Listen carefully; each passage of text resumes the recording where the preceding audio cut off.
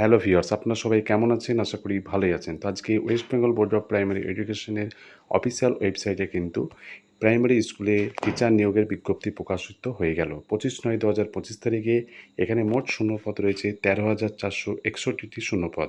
অর্থাৎ এখানে কিন্তু নেম অফ দ্য পোস্টের নাম লেখা আছে assistant teacher in primary school এবং বিশেষ এখানে কোয়ালিফিকেশান দিয়ে দিয়েছে।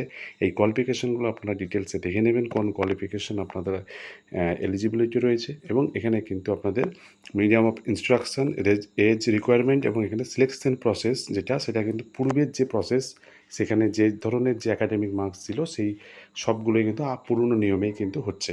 তো পুরো প্রসেসটা আপনারা ডিটেলসে দেখবেন। এখানে মাধ্যমিকে 5 নম্বর, হায়ার সেকেন্ডারিতে 10 নম্বর, ট্রেনিংয়ে 15 নম্বর, টিচিং এলিজিবিলিটি টেস্ট অর্থাৎ টেটের মধ্যে 5 নম্বর, এক্সট্রা কারিকুলামে 5 নম্বর, ভাইভা ভয়েস অর্থাৎ ইন্টারভিউতে 5 নম্বর এবং অ্যাপটিটিউড টেস্টে কিন্তু 5 নম্বর রয়েছে।